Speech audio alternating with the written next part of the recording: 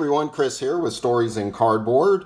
Today we're going to get back to the 1956 Topps football set spotlight, and we are officially done with the first half of the 120 card set and are now going to be working on the second 60 cards of this set. And I wanted to take a minute and just kind of talk a little bit real briefly about why I do this channel and why I decided to do this set as a spotlight for one of my first video series. And they kind of tied together a little bit. So basically, I started collecting cards in 1980. It was around Christmas time of 1980 is when I got my first cards. And shortly after that, I had gone back to school. We were on Christmas break, and I'd gone back to school and had taken these cards to class. And I had a kid in my class who told me that their dad had some football cards. I was like, okay, that's kind of cool. Had no idea that the kid was actually going to bring them. A few days later or something, he brought the cards. I was looking at them, and they were all these old cards that I'd never seen before. And they consisted of mostly 1956 Topps football cards, which is why I like this set. A few 1955 Bowman football cards, and a few 1957 Topps football and baseball. So I always really liked the 56 Topps set, and I remember getting these cards. He just gave them to me, which is crazy to think about, but gave me the cards. I brought them home. I started reading the backs. I had no idea what year they were from, but I figured it out by reading the bios on the back. So that was a much simpler time with card collecting, and I really kind of miss those days. But part of the reason that I do these videos is I kind of want to make sure people don't forget that that's kind of the way card collecting used to be. That's one of the things that I hope to kind of do with this channel, and kind of take people back to a time that was a little more simpler. But with that, I want to go ahead and get started with these cards.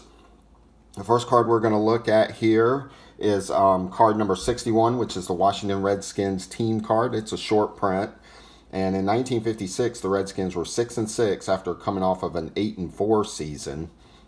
They played their home games in Old Griffith Stadium, and they played here from 1937 until 1960. They moved from Boston to Washington in 1937. Now, I'm not going to talk about all the different players on here because some of them are actually in this set, but I did pick out a few interesting people that don't actually have cards.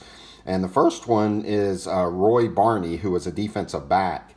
And he was shot and killed in 1957 in a bar that he owned in San Francisco. Basically, he was kind of breaking up an argument between a couple of people. And a guy who was actually his friend ended up shooting him. He said it was kind of a mistake. He didn't realize it was him that he shot. But anyhow, he died at 30 years old. And then the other player I want to talk about kind of real briefly is Norb Hecker, who is on this card. He was a player on this card. And he is, let me see if I can get a good shot here of this card. This is a 1953 team issue Los Angeles Rams card of Norb Hecker. Sorry for that glare there. Really nice card.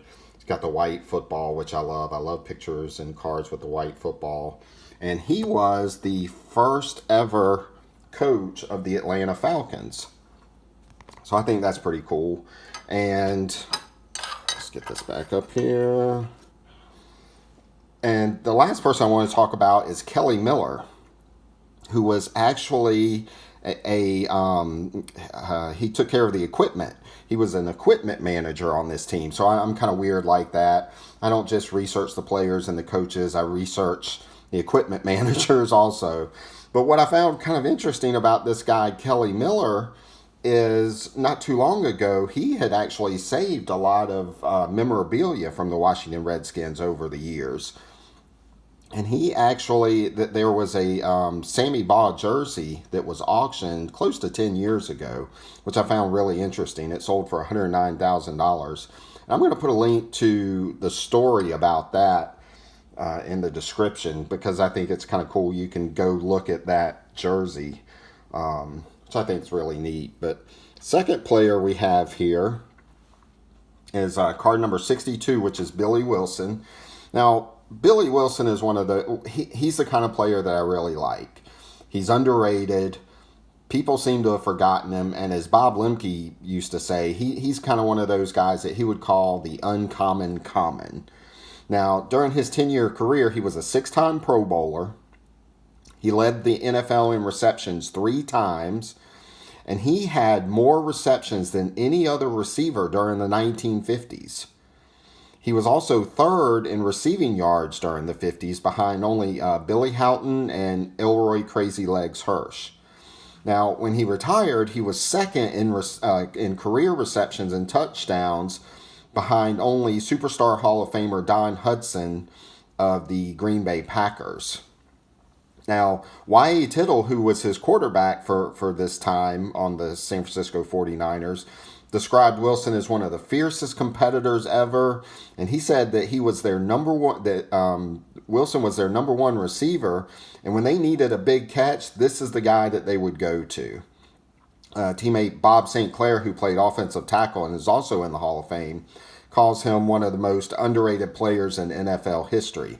And then former San Francisco 49er head coach and Hall of Fame coach Bill Walsh, he once campaigned for Wilson to be inducted into the Pro Football Hall of Fame, calling him one of the best receivers of his time and one of the best blockers as well.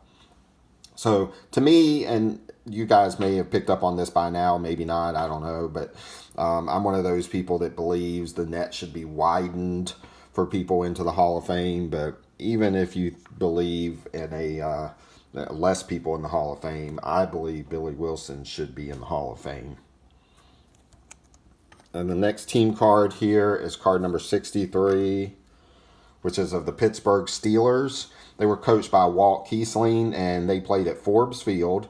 That year they finished 5-7, and this card actually has Marion Motley on it, who along with Bill Ellis broke the color barrier for modern professional football in 1946 when they played for the San Francisco 49ers of the AAFC. And I believe, if I'm not mistaken, this is the only card of Marion Motley where he's in a Pittsburgh Steelers uniform. And the next card we have here is card number 64, Bob Pellegrini. That's just a classic 1950s football name to me, Bob Pellegrini.